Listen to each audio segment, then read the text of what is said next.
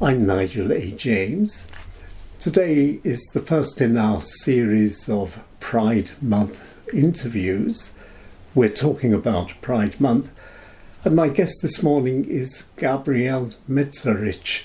Gabriel, a very warm welcome to you. Thank you. Hello. Hi, Nigel. Hello. It's great to see you again. When did we last talk? Oh, I don't know. It's about 3 years? 4 years? I don't know. Before the lockdown? Or? Yeah, I think so, yeah. How incredible. Pride Month, Gabriel. Yeah. Do you want to tell us a bit about your background first? Yes, I'm 55, and my whole life through I was not sure about being myself.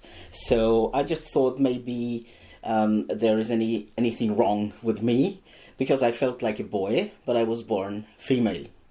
And with 49, I started my transition from female to male, and now I'm taking testosterone now for more than 5 years, and I feel really good about that. I feel very happy that I can be myself in this age, and that I have the possibility to be me and to express what I feel. So, Gabriel, you are a trans. I'm a trans man. Yeah, that's true. Trans man. Is that what they say? That's what we say. Yeah. Pride Month. What does this mean to you, Gabriel? It means to me that all the people are. Our community, is a bit more together than the rest of the year. So that we feel more, how can I say, that we feel more united. And that we can express ourselves a bit more to the world. And to explain that we are not the bad ones, that we just want to live. You mentioned two words, community and united. So you're part of a community? I feel part of the community, the LGBTQ community. LGBT. Wait a minute, LGBT community. Yeah. And you said you're united in this community. Yep. United against what? No, just united. Not against what. We feel just united. We are never against anybody or anything. Okay, so you're not against anything, but where you are now was not always where you were, wasn't it? That's true. Tell us a bit about this history. How did the LGBT community, which you're part of, how did it overcome all of the many obstacles along the way? This is really a long story, but in the 60s we had those guys who were some kind of idols for us. They just fighted for the rights of homosexual people, and there is the beginning for us in public. Because we have always been there, so there have always been trans people, there have always been homosexual people, so we are not just something that is now, maybe it has changed through the internet, through the incoming of the internet, because you can relate, or you can come in contact with other people quite easily, and you could not do that 100 years before. Not even 100 years ago. If you go back to the 60s. Yes, that's true. That's true. You could get together, but it was very illegal and very dangerous. Oh, yes, of course. Tell us about that time, or what you've been told about that time. It was very hard, because everything has to be hidden and has to be a secret. You could not tell. Most of the time you could not tell your parents or your family that you are interested in people of the same gender, and you went to prison. Of course, 20 years ago, 30 years ago, you still went to prison. Or now, even now, it's illegal in a lot of countries. That's a very good point. But before we move on, let's just talk about that a little bit. How hard is it for a lot of trans, a lot of homosexuals, LGBT in these other countries? What's it like? Very hard. So a lot of people leave the country because they cannot live there, because they would have been sent to prison, or maybe they would have to die. So they just... It is really, really hard, yeah. You cannot do it in public. You cannot kiss your partner, or you cannot hold hands in public. It's not possible. It's illegal. And even if I go to one of those countries, I would have sent to prison. So it's best not to go to. Definitely it is. Sure. Yeah. A life of pretense. That's what it was like here, I imagine. So people had to lead a life pretending to be so-called normal. Yeah, that's true. What do you think of this? That's what I feel. That's how I felt most of my life. Yeah, so I had to pretend that I am a girl, a woman, because I was not sure if people would understand that I look like a woman, but I am a man. I feel like a boy when I was a child. So I would just... It's really complicated, because you are a two soul. Yes, you are living between two souls, and you are not the one, and you are not the other one. So this is what life looks like here for me, and in other countries it has to be really, really hard. Sure, as you said, you can even lose your life. They can chop your head off. They can execute you for doing this. Why was it then that life changed in Europe in particular? What was it that led to this big change? An achievement of democracy, some people might say. Yeah, I think that's one of the points, but it was also visibility. And when AIDS became popular... Or widespread, maybe. Maybe widespread, but people heard about that, and people just thought, okay, it's just for the gay guys, and then I'm not a gay guy, so for me it's not interesting. But then it started to be also for people with blood donations, or with anything like that. And so then it just, okay, maybe it's not just the bad and the bad gay community, so maybe it can hit any one of us. So, oh my God. And that was the reason, I think, that a lot of people just started to think, oh my God, maybe gay is not the worst thing in the world. Could it on the other hand have led to bad feelings? People were getting blood blood infusions. Then they got AIDS because the blood was contaminated, and then maybe this built up a kind of hatred towards the gays. Do you understand what I mean? Yeah, of course. That may be one of the reasons, but I think it's also that gay people express themselves very often in a loud way, in colors, very colorful, very funny, very often. So so I think people are really, really full of envy. Yeah. Really? So people, you see it as people envying you for being what you are? Okay, that's an interesting angle on this subject. I've never heard this before. I've heard about a time of awareness, and isn't accepting how people as they are really an awareness development? It is, yes, of course.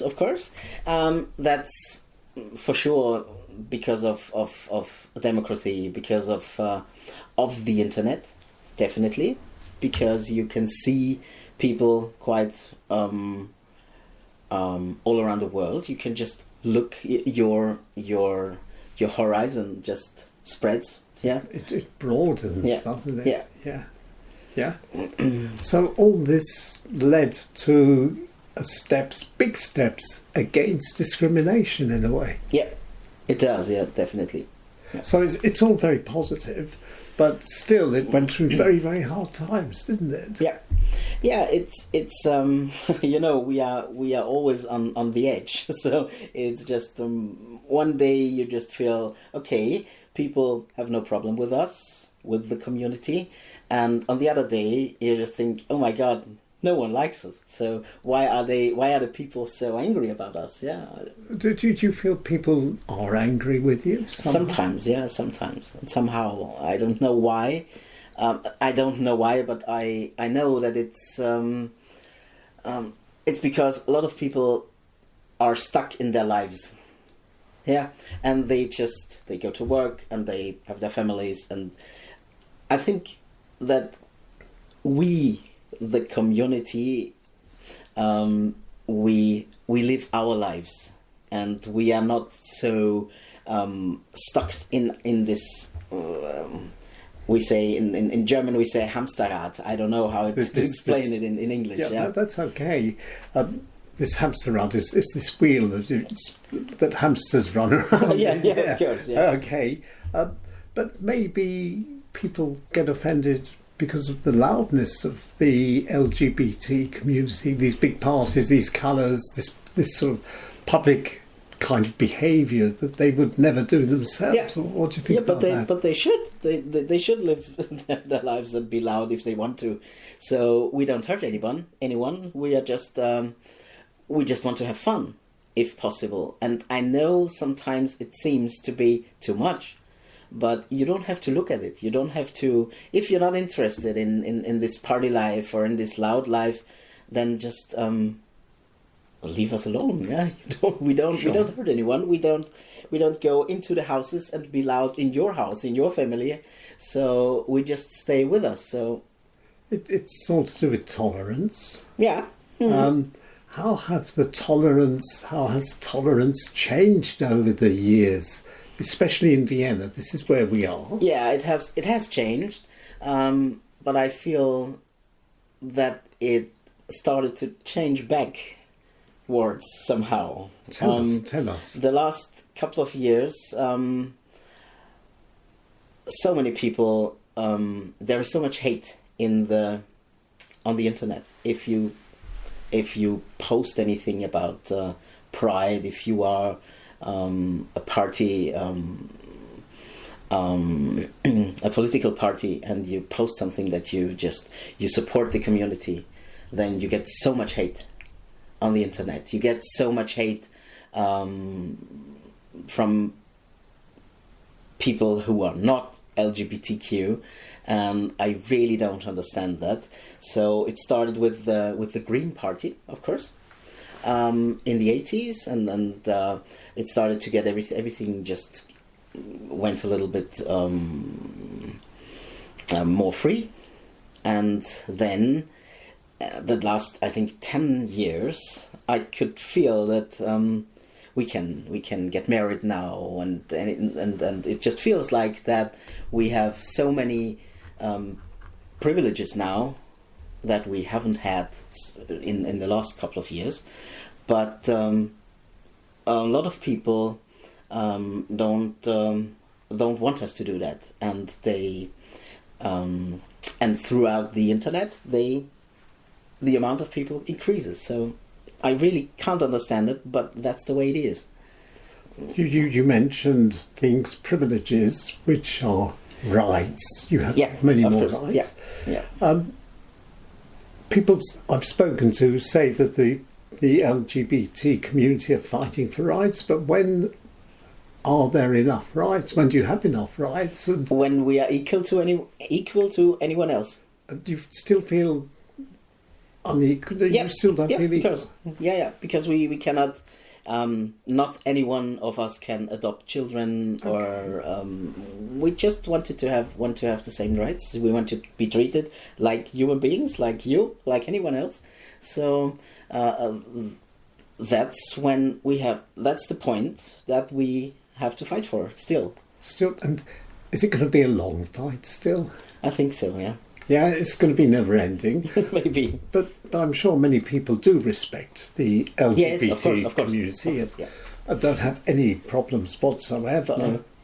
No. of course, the problems people do have are the pronouns, what we're meant to call each other, and people do get annoyed with this. Yes, of course. I can understand that. I'm completely with you and with the people. For me, it's quite easy. I can just see she and he. But if someone wanted me to call him they or anything else, I would do that. I would try to respect it. And I think it's not too hard if someone wants to be called they or any other pronoun who he just feel when he, she, or they feel better.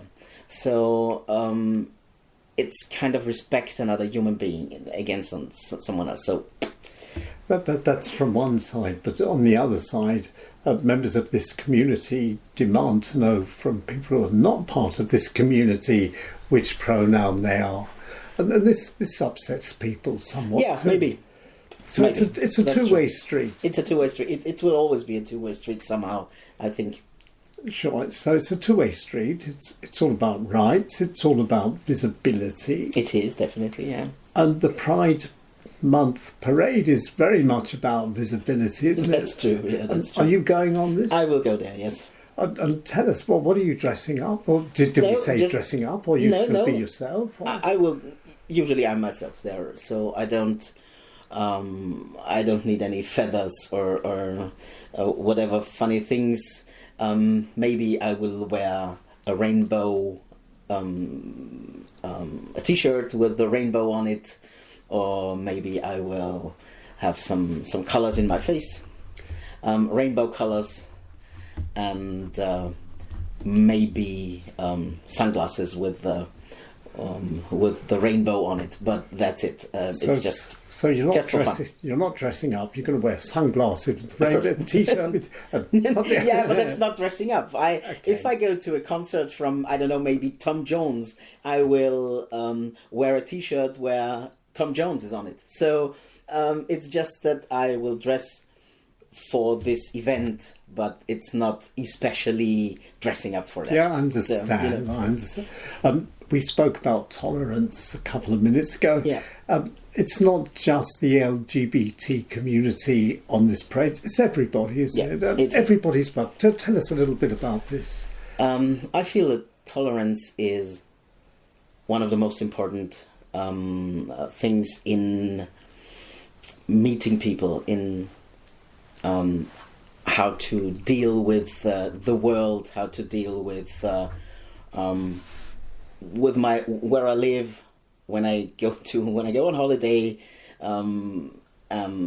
anywhere within the family or with friends or with strangers, to communicate, to get in touch with someone. Tolerate is one of the most important things. And of course, tolerance is not only restricted between this community and that community. No. It's directed towards all sorts of people, and this is what the community, the LGBT, and everybody else does have in common. Yeah. We must tolerate everything or everybody. Yeah. And this is something we have in common, isn't it? Definitely. All of us. I think all human beings have this in common. And we have this in common. And another thing we have in common is that we only live for a very short time. It goes very quickly. We must make the most of it. Isn't this the biggest argument for tolerance? It is. Yeah, I'm 100% with you. My life is short, and I just want to live and let live. So I just want to be people, to have a happy life. Anyone should be a happy life. Anyone should be happy and get the things that he wish for without hurting someone else or being discriminated against. So everybody must have a happy life. It's interesting. We've almost come to the end of this very short interview, Gabriel, but before we go, what have we forgotten? Is there something else you want to tell us that's important? Maybe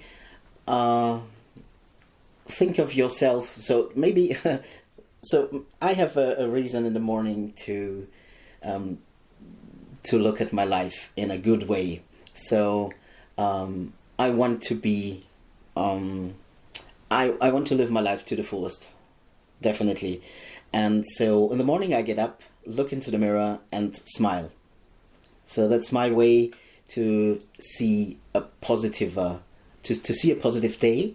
And that's what I want to get back from life, from other people. So I try to go into the world and smile. And I think this is one of the most important ways, or the most easiest ways to show tolerance and to get it back.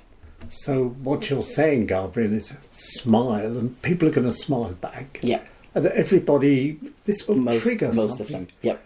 Yeah, and this works in Vienna. Of course. Brilliant, brilliant. So really what we conclude, this was really a very short overview on LGBT and how you feel about it, is lead your life as you want it. And that's what the community LGBT is still fighting for, these complete rights. Yeah. So that's what we do. It's a worthy fight. Gabriel Meszarics, thank you very much for talking to us. Thank you very much. You're welcome. Thank you. And happy Pride. Thank you very much. Happy Pride to you too. Thank you.